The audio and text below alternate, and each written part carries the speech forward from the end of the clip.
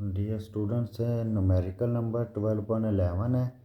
इसमें कहता है कि a ray of light from a air is incident on a liquid surface at an angle of incidence 35 degree centigrade.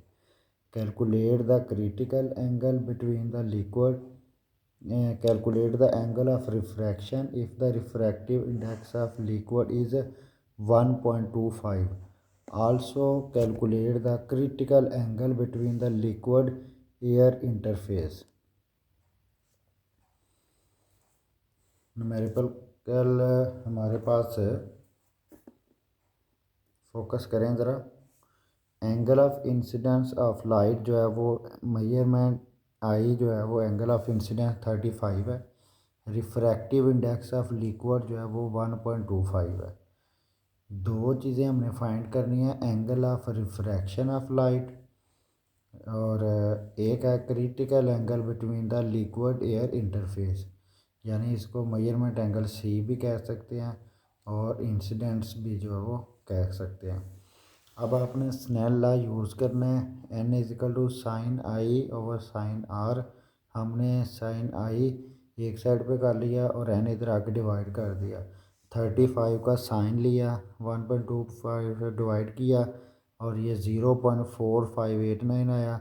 Shift ये sign इधर आके inverse हो गया, शिफ्ट साइन प्रेस किया तो 27 + 3 1, ये एंगल ऑफ रिफ्रैक्शन आ गया।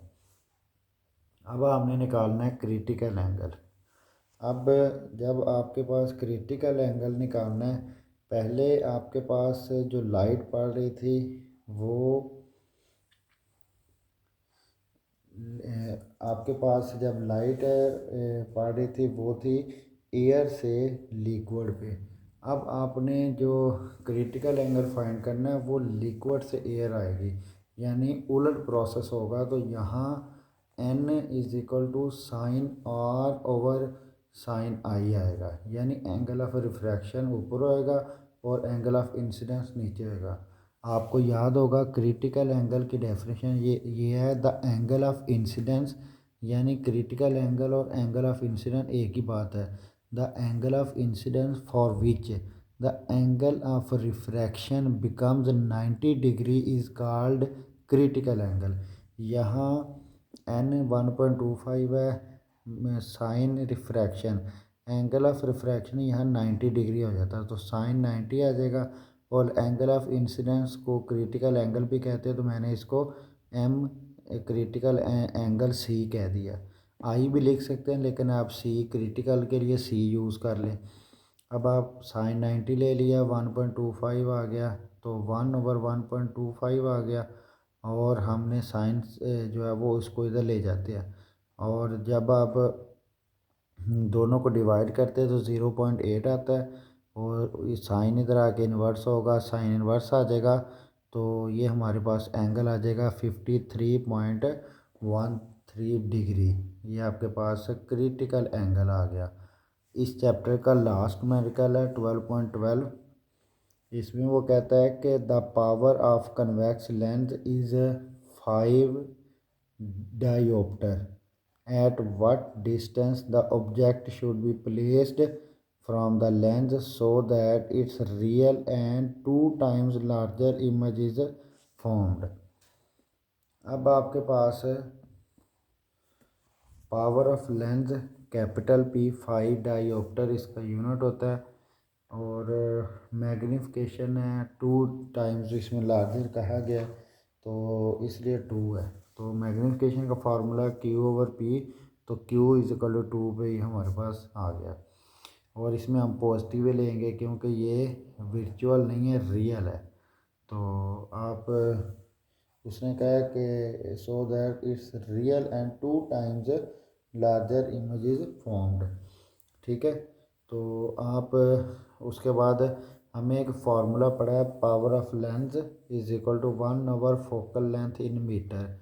तो P ये capital P power of length है, 1/f आ गया और f आ जाएगा 1/p 1/5 और ये मीटर में आएगा क्योंकि डायोप्टर का यूनिट पर मीटर है। तो ये आपने फोकल लेंथ निकाले तो वो मीटर में आएगी। लेकिन हम इस पूरे चैप्टर में जो डिस्टेंस ऑफ ऑब्जेक्ट हो, डिस्टेंस ऑफ इमेज हो, फोकल लेंथ हो, हम उस सब के लिए सेंटीमीटर ही यूज़ कर रहे हैं। लिहाजा आप इसको भी सेंटीमीटर में चेंज करेंगे, 100 से मल्टीप्लाई कर देंगे तो सेंटीमीटर आ गया। अब फोकल लेंथ भी आ गई, Q is equal to 2P है, तो लेंथ फार्मूला यूज़ किया, यहाँ एलसीएम ले लिया। एलसीएम लेने के बाद ऊपर आ जाएगा 2+1, तो 3 आ गया, 3/2 और हमने उल्टा दिया, 2P ऊपर चला गया, 3 नीचे आ गया। हमने P निकालना है, 3 डिवाइड हो रहा है, उधर जाके मल्टीप्लाई हो जाएगा, और 2 मल्टीप्लाई हो रहा है और नीचे आके डिवाइड हो जाएगा। तो 3 को 20 से मल्टीप्लाई किया, 60 को 2 पे डिवाइड किया तो 30 सेंटीमीटर, ये जो स्मॉल p आएगा। तो ये मेरे पास इधर स्पेस कम थी तो लिहाजा मैंने इसको साइड पे लिख दिया, is the required object distance. ये हमारे पास 30 सेंटीमीटर आ गया और ये आपके न्यूमेरिकल कंप्लीट हो गए। तो इंशाल्लाह नेक्स्ट वीडियो में हम यूनिट नंबर 13 के न्यूमेरिकल करेंगे।